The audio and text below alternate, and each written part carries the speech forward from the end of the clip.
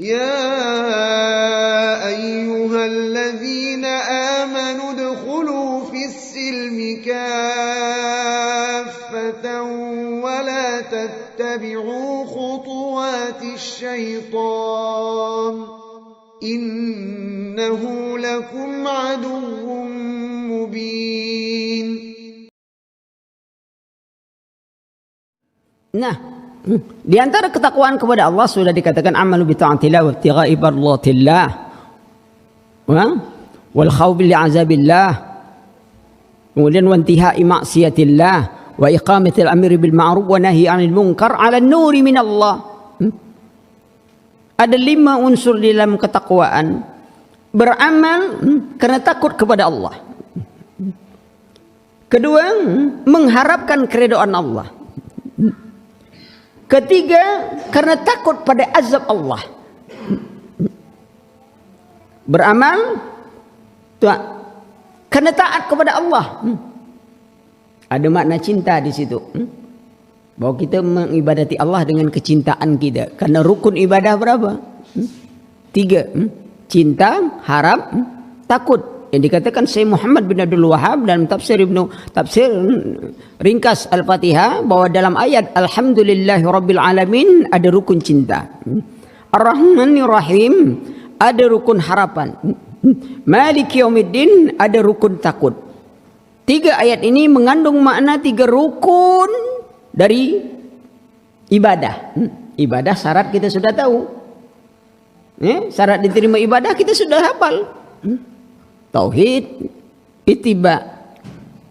Ya, innahu may yusyrik billah faqad haramallahu alaihi jannah wa ma'ahumun nar.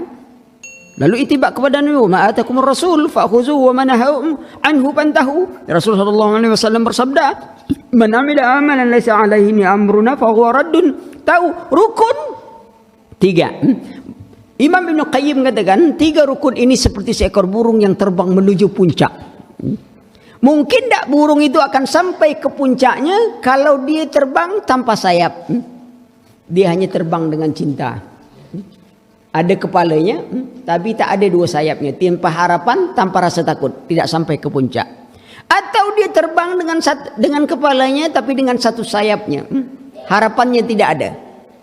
Maka ketiga-tiga ini hanya ditujukan kepada Allah Subhanahu wa taala, tidak boleh dipalingkan kepada selain Allah Subhanahu wa taala agar ibadahnya berjalan menuju kesempurnaan.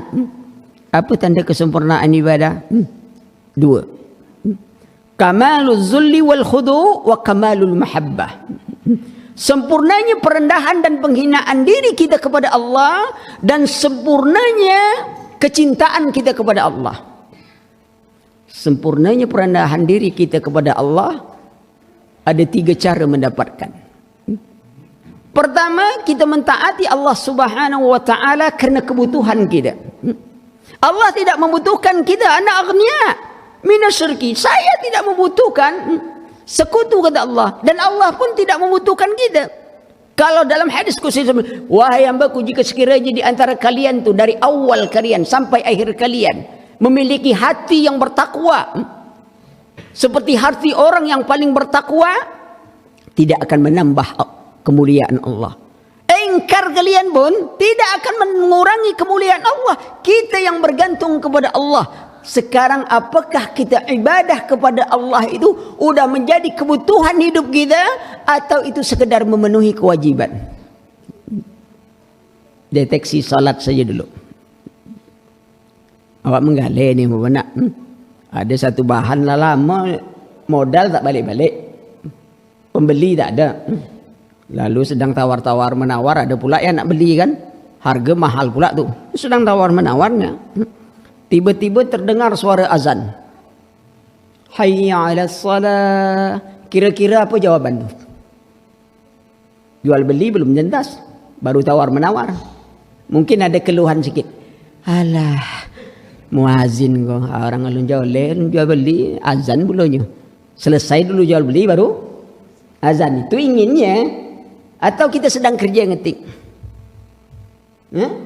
azan, Allah, tugaslah kita pergi ya, kita solat. Karena sudah panggilan. Tapi kita salat itu apakah kebutuhan kita ataukah itu sekedar memenuhi kewajiban? Kalau itu kebutuhan kita, begitu panggilan salat, pasti tak ada keluhan. Selesai. Tapi itu ternyata hanya sebuah kewajiban. Kalau tak wajib salat tu tak pergi kita tu. Kita pergi, apa yang terjadi? Konsep yang tak selesai tadi, insya Allah dalam solat selesai itu. Allah, iko yang nalin tadi kan. Aduh, salah kalimat konon. Yang biasa bawa HP, begitu solat tak terasa HP kan? Allah Akbar. Maaf tadi. Tak terasa sih kau nak rukuk, terasa pula tu. Tak langsung ke dengkul tu dari atas. Allah, dapat juga. Sekali sujud jatuh rupanya HP dalam kepala dah. Enggak. Induk-induk pun gitu je. Ikan baru terjerang. Apalagi minyak lah mahal kini. Terjerang ikan. Azan. Alah. Bilal ku azan. Alun masak lagi ikan baru terjerang lah azannya. Itu menunjukkan apa? Belum kebutuhan. Tidak. Sama nuntut ilmu ini kan. Kita ini nuntut ilmu meluangkan untuk belajar atau cari waktu luang untuk belajar? Yakinlah lebih banyak kita ini mencari luang untuk belajar, mencari waktu luang. Jadi kalau setahun itu tak ada waktu yang terluang untuk belajar, yakin antum tak belajar. Kenapa? Tidak ada luang. Kemana? Ada taklim? Tidak ada apa? Tak kesempatan. Mana bang? Lagi olahraga sunnah. Ada taklim ilmu, ada daurah tu. Tidak. Kenapa? Lagi olahraga sunnah. Apa? Mana?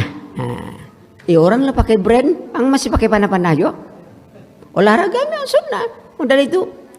Tapi semenjak hijrah ni semua merek sunnah. Minuman sunnah. Laundry sunnah. Bakso sunnah. Jual bakso sunnah di kumpulan lalu bid'ah. Bankrupt antum. Tak ada yang nak beli. Bakso sunnah tu dia. Bahaya tu. Bakso Wahabi. Semua merek sunnah. Baju sunnah, celana sunnah, kopiah sunnah. Tapi yang paling hafal ayat sunnah apa? Pankihun nisa masna wa sulasa wa ruba. Yang lain tak hafal. Itu aja diingat. Begitu balik pengajian, itu dikasih tahu pertama sekali kepada istri. Ternyata ada sunnah selama ini dek yang belum diamalkan dan ditinggalkan oleh umat. Istri pun tadi merasa layu betul lah tu. Iya bang, bagus tu. Saya harap adik menjadi wanita terdepan untuk memperjuangkannya. Oh. Lah semangat istri itu. Apa tu bang? Poligami dek. Abang nak nikah lagi? Enggak dek. Nikah lagi tu berarti adik mati. Berarti abang nikah lagi. Abang mau poligami berarti nambah lagi. Itu bedanya antara nikah lagi dengan nambah lagi. Kalau nikah lagi adik mati. Abang nikah lagi. Sekarang enggak, poligami. Bukan main rayuan. Bukan tak boleh ya. Boleh. Kalau ada yang enggak, kalau tak enggak, ngapa pula antum paksa-paksakan juga? Perhatikan, sudah enggak jadi kebutuhan? Belum, kita usaha untuk itu. Dengan ilmu kita usaha. Jadi kebutuhan kita dalam hidup ini, ibadah kita, menuntut ilmu kita. Ya akhi, belum ada anak pernah nengok orang masuk taklim, megang tangan. Ngapa? Kemarin ngaji Ustaz, letih nulis ngaji. Belum ada tu, yang ada. Ngapa kaki yang Ustaz main bola. Bola apa sampai kaki bengkak? Main futsal Ustaz. Bola bowling Ustaz. Ngaji. Kadang ngaji itu lagi. Mana pernah antum punya tas? Tas akidah, tas bahasa Arab, tas fikih. Kadang-kadang tas tulah 10 tahun campak ke sungai itu matikan. Solat begitu juga. Peci tak berganti-ganti 10 tahun. Tapi kalau baju olahraga, tenis meja lain, bednya lain juga. Semua punya tas sendiri. Mancing pun, itu jenis pancing lain-lain tuh. Nak mancing ikan kakap, nak mancing ikan ini, nak mancing udang, itu jenisnya lain-lain tuh. Semua itu kalau nak mancing. Belum lagi hobi bersepeda. Go, hash. Sibuk bersepeda. Tapi kalau lagi di taklim, kecuali lah letih baru pergi taklim. Sebab tempat tidur yang paling nikmat di dunia ini majlis taklim. Antum pergi ke hotel bayar 6 juta, 10 juta semalam, yakinlah antum takkan mau tidur sambil duduk. Tak. Tapi di majlis taklim gratis. Amma ba'du, langsung lah tu. Ustaz pun makin semangat nengok jemaahnya yang serius. Nengok, mantap jemaah, ngantuk kan? Begitu sudah kajian, subhanakallah baru bangun. Sudah kata dia. Kita lah 3 jam ceramah dia sekali ngomong. Sudah. Sebentar betul ya rasanya. Semangat ikhwan. Ya. Itu satu. Jadi kemudian karena dosa kita, ibadah kepada Allah karena dosa kita. Kenapa kena kita dosa kepada Allah? Karena dosa kita mohon ampun kepada Allah. Sebaik-baik kita dekat ampun kepada Allah ketika Allah memanggil kita untuk menghadapnya. Lalu kita menghadap Allah dengan membawa dosa yang banyak diri kita. Kita bermohon dengan ketundukan kepada Allah. Salah satu hikmah kenapa sujud, mandang ke tempat sujud. Itu kan adab sehingga kita betul-betul khusyuk. Antum bayangkan ketika antum ingin menghadap pembesar. Maka itu HP itu matikan semuanya. Coba antum bayangkan antum menghadap gubernur. Antum taruhlah seorang toke usaha pupuk, taruhlah pupuk kandang. Ya, tapi antum toke yang usaha. Antum sedang bicara proyek pada orang yang besar, orang yang antum ini. Tiba-tiba waktu itu berdering suara HP antum. Orang yang mau pesan pupuk kandang. Biasanya orang ini kita tahu pembicaraan panjang. Ana yakin antum tak akan mau nelpon di depan orang yang akan jadi investor antum atau kata depan gubernur. Tak mau antum matikan. Kenapa? Ini tidak penting. Ini urusan kita kepada pembesar. Panjang. Sekarang Allah yang maha besar, yang maha agung memanggil kita. Kita berhadapan kepada Allah. Dunia itu tak kita tinggalkan sedikit pun. Tidak pati HP itu untuk buangkan. Tapi itu antum bawa juga. Dan itu pun dihidupkan juga. Macam-macam bunyinya kan. Ketika sholat kadang-kadang ya imam sedang baca irama keluar. Salah paham pula. Tengok situ imam kata dia. Pakai musik lagi kata dia. Sebab dia merekam dari luar. Dia pikir itu irama untuk imam sedang sholat. Padahal HP orang berbunyi. Tinggalkan atau matikan itu HP. Sebelum kita yang mati sendiri. Ya kalau mati sendiri kan tak perlu bawa HP lagi. Kecuali antum bawa HP sampai mati kan. Tidak. Sedang menghadap Allah. Kita butuh, dosa kita banyak. Kita minta ampun kepada Allah Subhanahu wa ta'ala. Tinggalkan beberapa saat itu cuman. Setelah itu apa lagi? Dosa, kemaksiatan kita gantung kepada Allah. Dan kelemahan kita. Kita ini lemah ikhwan. Semuanya kita berharap kepada Allah. Tidak ada kekuatan. Ketika musibah seperti ini datang, antum relawan ini. Apa hubungannya? Kita sangat butuh kekuatan dari Allah untuk istiqamah. Karena semalam dikatakan yang menghalangi daripada keikhlasan diri di antaranya kesyirikan. Dan yang paling ditakuti Nabi syirik besar. Yang lebih itu lagi syirik kecil. Mungkin orang bisa mengetahui syirik besar, tapi syirik kecil banyak yang tidak mengetahui. Kadang-kadang syirik kecil itu masuk di tengah amalan. Kadang-kadang di akhir amalan, kadang-kadang saat amal. Terkadang tipu daya iblis apa lagi? Amalan itu sebenarnya syirik kecil, tapi kita tidak menganggapnya sebuah kesyirikan. Tapi kadang-kadang amalan itu tidak syirik bentuknya, tetapi kita menganggapnya syirik. Akhirnya kita tak mengamalkan, justru kita jatuh kepada syirik. Berbelit-belit tipuan setan. Namanya aja setan. Ada aja cara-cara dia. Iblis tu lebih dulu daripada Adam. Jadi dia mahir menggoda kita macam-macam. Kadang-kadang kita impak. Nih, kita akan bangun masjid. Ini kita butuh tiang apalah semuanya. Ya. Awak orang kampung lah tahu saya lah umpamanya. Orang kampung tahu nama saya, kenal dengan saya. Lalu saya nak berimpak. Saya Pak, muka belakang. Suami istri maksudnya. Muka belakang 20 juta. Yang panitia pun lah tahu nama saya sebenarnya. Tapi panitia bertanya pula tuh, siapa nama Pak? Yang tadi awak ditanya tadi, tulis hamba Allah. Belok ke kah Pak? Lah berubah nama kini nampak. Orang kan lah tahu nama antum. Antum sudah menunjuk tangan. Kenapa antum berubah menjadi hamba Allah? Apa rahasia terdalam? Supaya tak disebut riya. Itulah yang riya. Padahal boleh tak antum menyebut nama antum? Boleh aja, orang lah tahu kok. Cuman jaga hati agar tidak muncul riya itu. Tapi menyebut biasa aja. Orang sudah tahu. Kalau antum mau bilang hamba Allah, antum masukkan aja duit itu ke amplop. Ini ada duit. Siapa Pak? Ang nio namo atau nio pitiang? Kalau namo ang giagi namo piti untuk ambo niang. Pasti dia bilang piti aja lah Pak. Tak usah pakai namo. Begitu. Kadang-kadang amalan itu tak riya. Tapi kalau kita amalkan dibayangkan riya. Contoh, awak pergi ramai-ramai. Solat sunnah tak pernah. Tak pernah. Ditengok bos pergi, anak buah pergi. Masuk masjid, bos solat sunnah. Tengok anak buah solat sunnah. Awak pun lah mulai pula nak solat sunnah tu kan. Allah. Tadi baru ngaji tentang riya. Riya.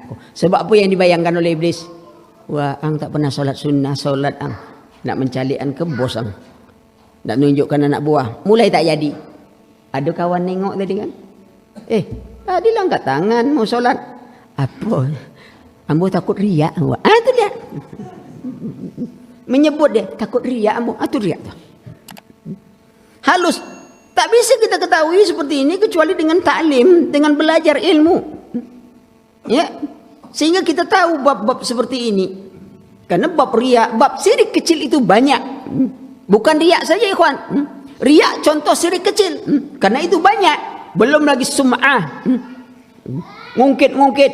Itu masjid tu ambo letak batu pertama tu. Batu apa yang letak? Batu kerekel.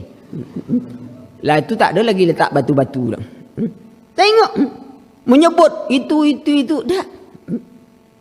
Sum'ah. Riak lawannya yang terbesar adalah riak munculnya kesombongan. Kenapa orang riak? Karena dia minta pujian. Kalau dia minta pujian, akhirnya dia inginkan kesombongan. Muncullah kesombongan pada dirinya. Dia yang paling hebat, dia yang paling pandai, dia yang paling sunnah. Kalau sudah sunnah, nengok pula kawan. Ang jenggot panjang, tapi jarang solat sunnah. Lah hitung solat orang tak. Padahal dia sebenarnya solat rawatibnya di rumah. Kalau di masjid dia cukup solat tahiyatul masjid. Karena Rasulullah SAW katakan solat rawatib itu diantaranya adalah di rumah. Apalagi jarak kita dengan ini paling-paling 5 menit. Sementara jarak menunggu di masjid itu kadang-kadang sampai 30 menit. Sampai nak balik pula kita, imam belum lagi naik. Lah nak balik awak lah setengah jam tegak tu. Solat apa? Belum ada imam lagi. Lebih pula daripada Masjidil Haram kadang-kadang. Imam tak boleh berganti-ganti, itu je imam. Padahal ada yang banyak lagi ya. Untuk umpamanya aja. Sampai begitu. Semangat. Riak banyak. Syirik kecil itu banyak. Datang ke dukun. Ini musim-musim banyak orang datang ke dukun. Minta selamat, minta ini, minta itu supaya tak gempa lagi, supaya ini. Belum lagi tanggapan orang kepada gempa itu karena ada patahan. Jadi kalau bisa diurut kan mudah tuh. Tak lagi orang menyebut itu musibah. Karena itu sudah disebut bencana alam. Sedangkan manusia diciptakan untuk menguasai alam di antara bagiannya. Maka dia berpikir bagaimana bencana alam itu bisa diatasi oleh manusia. Kalau di pantai itu ada tempat-tempat yang tak baik. Tapi dibangun dalam bentuk rumah. Tiba-tiba datang gelombang hancur rumah itu. Lalu dikatakan bencana alam telah menelan korban sebuah rumah yang tidak baik. Lalu apa yang dipikirkan? Bagaimana rumah ini tetap jadi baik kalau dihantam gelombang? Ternyata rumah yang tak baik itu sudah diperbaiki, dijadikan kapal. Jadi ketika gelombang datang, dia bermain di atas kapal. Namun perbuatan tak baik itu tetap dianggap jadi baik. Kenapa dia? Bencana alam. Orang tua kita dulu kalau ada musibah, dia kajinya musibah. Yang kajian pertama dia, apa dosa di kampung ini sehingga Allah mendatangkan musibah. Cepat mereka rujuk. Hari ini enggak ya. Enggak. Sebagian tempat kadang-kadang kita pergi. Ini perlu kesungguhan. Jadi kita yang relawan tidak hanya untuk memberikan masalah jasmani, tapi rohani juga kita berikan kepada mereka. Agar mereka menjadi orang yang bisa bersyukur dan kita juga menjadi orang yang bersyukur. Kita memang berat sebagai relawan. Kita salah buat orang ini. Yang paling parah lagi itu kita selalu berbangga-bangga dengan duit orang lain. Karena kita relawan. Ngumpulkan duit ini banyak. Duit ini banyak. Kau berapa dapat? Saya 10 juta. Kau? Saya 20. Bangga-banggaan. Yang dibanggakan duit orang. Aneh. Yang lebih parah lagi, turun berkelahi. Berkelahi gara-gara duit orang. Alah, betul-betul. Duit sendiri aja dipikirkan payah, besok antum tanggung jawab. Kini duit orang, kita kumpulkan duit infak orang di mana-mana. Sudah itu berkelahi di lapangan. Gara-gara nyebarkan duit orang. Ya akhi, orang ngasih kita infak itu tahu dah antum hakikatnya. Saudaraku, ini duitku 10 juta. Kau usahakan supaya aku dapat pahala terus dengan mengalir 10 juta. Cubalah kau kelola. Yang kita bodoh-bodoh pintar ni, siap pak.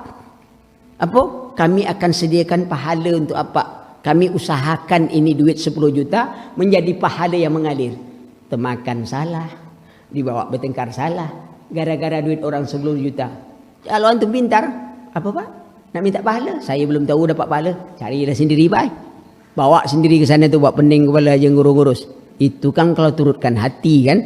Tapi kita ingin dapat pahala gitu. Maka tak ada gunanya berbangga-bangga dengan merek, nama, ini, itu. Tak ada gunanya kita bangga-bangga dengan itu. Karena yang kita bawa pun juga duit. Sedangkan untuk kita sendiri. Razi Umar bin Khattab tadi bersaing dengan Abu Bakar. Dia bagikan separuh hartanya. Antum tahu separuh harta Umar tu sampai ada yang menghitung penghasilan Umar itu setiap bulan sekitar 23 miliar. Berapa kekayaan? Sampai 11 triliun dalam 1 tahun. Dikumpulkan semuanya. Masa penaklukan, masa ini belum kebunnya apa? Kita tidak ya. Kita hanya berbangga kadang-kadang ya hanya dengan kekayaan orang lain. Kita berbangga dengan keadaan orang lain. Padahal kita tidak hanya mempertanggungkan. Kalau itu kita tidak hanya mempertanggungjawabkan harta kita, tapi kita juga akan mempertanggungjawabkan harta orang lain. Perlu keikhlasan. Membentengi dari sikap riya itu sangat-sangat kita perlukan. Apalagi turun. Maka itu tadi takwa panjang sudah semalam, sudah tu perbaiki diri. Agar kita tidak memandang kita yang lebih ini lebih baik. Diri kita baik. Kalau kita ingin orang berbuat baik kepada kita, kebaikan pertama adalah memperbaiki diri kita. Kebaikan diri kita yang pertama yang harus tobat kepada Allah. Ya ayuhan nas tubu ila Allah wastaghfiru lahu fa inni atubu ilaihi fi yaumin mi'atu marrah. Wahai manusia, bertobatlah kepada Allah, istighfar kepada Allah. Aku beristighfar kepada Allah, kata Rasul sallallahu alaihi wasallam, 1 hari sampai 100 kali. Lalu bagaimana kita? Ini memperbaiki keburukan yang telah terjadi agar kita baik. Lalu banyak istighfar. Sudah itu mulai istilah orang keren kini semenjak hijrah. Dia tak nak ngata tobat, sayalah tobat pak. Kurang mantap kalimat tu. Apa? Hijrah. Karena agak mantap itu. Berjalan terus. Sehingga semuanya merek sudah bau-bau sunnah. Kita tobat. Ya? Perbaiki diri. Dengan apa? Tadi sudah tobat, istighfar dengan ilmu.